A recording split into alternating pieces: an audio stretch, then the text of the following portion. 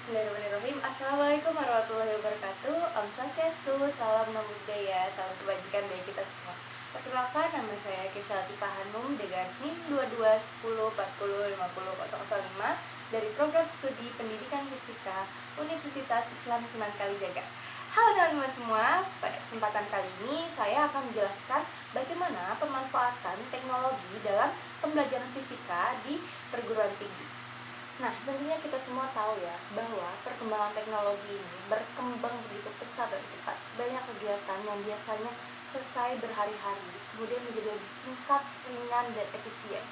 Nah, teknologi sendiri ini dapat kita artikan sebagai usaha pengembangan dan penerapan berbagai peralatan atau sistem untuk menyelesaikan persoalan-persoalan yang dihadapi oleh manusia dalam kehidupan sehari-hari.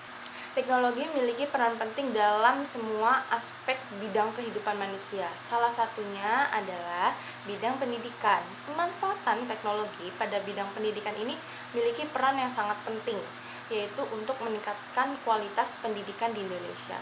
Kalian semua tahu pasti bagaimana kualitas pendidikan di Indonesia ya. Salah satu pemanfaatan teknologi ini bisa kita gunakan pada pendidikan tingkat SMA. Belum pada tingkat SMP bisa juga kita gunakan dengan melakukan demonstrasi. Terus juga atau tidak kita bisa menggunakan kita bisa menerapkan pada tingkat SMA. Terus juga bisa kita terapkan pada tingkat perkuliahan. Nah, kalau pada penerapan teknologi pada penerapan SMP bisa kita lakukan dengan demonstrasi terhadap muridnya. Terus juga kalau SMA juga bisa kita beradaptasi dengan siswanya yang bisa mengakses langsung, bisa menggunakan langsung. Nah, kalau untuk perkuliahan, mahasiswanya ini bisa menggunakan atau mungkin bahkan bisa digunakan untuk mengajar untuk perkuliahannya juga. Terus juga kalau misalkan pemanfaatan teknologi ini kan yang berkembang begitu pesat ini kan juga memudahkan banyak cara ya bagi dosen maupun mahasiswa. Dosennya ini bisa dengan mudah jadinya untuk membuat media pembelajaran. Terus juga mahasiswanya juga bisa untuk ikut mengembangkan atau mungkin ikut berkembang dengan teknologi yang ada, supaya tidak ada mahasiswa yang gagap terhadap teknologi. Nah, balik lagi ke tema saya, yaitu pemanfaatan teknologi dalam pelajaran fisika untuk perguruan tinggi. Nah, seperti yang saya jelaskan tadi, untuk tingkat SMP, SMA, dan perkuliahan. Untuk pemanfaatan teknologi dalam pembelajaran fisika di dalam perguruan tinggi itu banyak sekali teknologinya. Mahasiswanya pun bahkan bisa ikut untuk mengembangkan teknologi supaya maju lagi, gimana perkembangan teknologi ini makin berkembang ya. Nah, kan kalau misalkan untuk saat ini pembelajaran fisika di perguruan tinggi ini banyak menggunakan audiobook berbasis audio, yaitu audiobook. Audiobook ini sebenarnya mengutamakan untuk mahasiswa ataupun siswa yang berkebutuhan khusus supaya bisa terus mengikuti kegiatan pembelajaran. Terus juga bisa menggunakan PET interactive simulation. Ada yang pernah dengar apa itu PET interactive simulation? Pasti ada yang pernah dengar atau mungkin pernah menggunakan atau mungkin pernah mempraktekkan atau ikut mengembangkan ya. Terus juga ada augmented reality, itu kita menggabungkan benda-benda digital di dunia maya dengan benda-benda yang ada di dunia nyata. Jadi kayak misalkan kita bisa mengembangkan alat-alat yang ada gitu. Terus ada aplikasi yang bisa untuk di-scan, di-foto gitu, terus nanti ada virtualnya, benda-benda virtualnya gitu dirangkai. Terus juga ada virtual reality.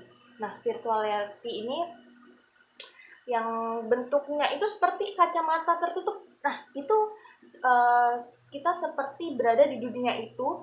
Di dunia itu maksudnya bisa ada di dalam sana secara nyata, tapi kita virtual.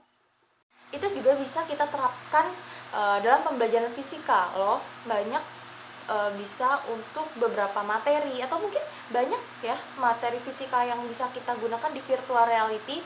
Terus juga baru-baru ini ya, teman-teman semua pasti ada yang mengalami masa COVID-19, pasti melakukan kegiatan pembelajaran secara virtual, secara jarak jauh gitu. Pasti teman-teman semua melakukan kegiatan pembelajaran itu dengan lewat Google Classroom, Zoom, terus juga Google Meet, terus atau Microsoft Teams. Itu banyak sih teman-teman pasti yang menggunakan itu. Itu merupakan salah satu teknologi yang berkembang pada saat ini. Nah, kan kita di sini membahas teknologi, pemanfaatan teknologi dalam pembelajaran fisika di perguruan tinggi ya. Nah, berikut ini saya akan menampilkan bagaimana pembelajaran fisika di menggunakan PET Interactive Simulation. Terus juga saya mungkin akan memberi satu contoh pada augmented reality dan virtual reality. Bagaimana sih bedanya apa, dan bagaimana kegiatan pembelajarannya kalau menggunakan itu, teman-teman.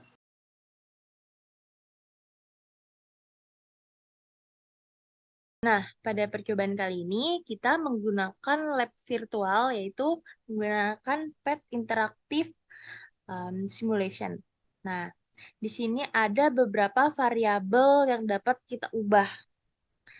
Terus juga kita bisa mencentang atau menceklis beberapa yang berkaitan dengan hukum 2 Newton, yaitu seperti percepatan, terus juga masanya, terus juga nilainya. Nah, di sini kan ada friction atau gaya gesek. Jadi kita nolkan aja karena kita tidak menggunakan gaya gesek, kita belum menggunakan gaya gesek. Nah, langsung saja kita coba dengan massa 50. Nah, 50 nih. Dan kita beri gaya 10. Coba ya. Kalian bisa geser atau bisa klik step by step. Oke, 50 bisa kita klik. Nah, di sini bisa dilihat ya, percepatannya itu ada di 0,20 meter per sekon persegi. Terus juga bisa kita tambahkan gayanya. Bisa kita tambahkan masanya. Coba, apakah berubah percepatannya? Nah, percepatannya ada di 0,60 meter per sekon persegi. Jadi seperti itu ya teman-teman, cara menggunakan PET simulation pada hukum 2 Newton, pada materi hukum 2 Newton. Dan seperti ini, nah ketika kita mensorotkan markernya, maka akan muncul objek 3 dimensi yang kita inginkan. Di sini tombol untuk memutar objek 3 dimensinya. Lalu di sini ada tombol animasi, kemudian ada tombol suara. Lalu di sini ada tombol materi atau penjelasan dari objek 3 dimensi tersebut. Kita bisa membacanya. Lalu apabila kita ingin menganimasikan, kita bisa mengklik tombol animasi ini. Maka akan bergerak.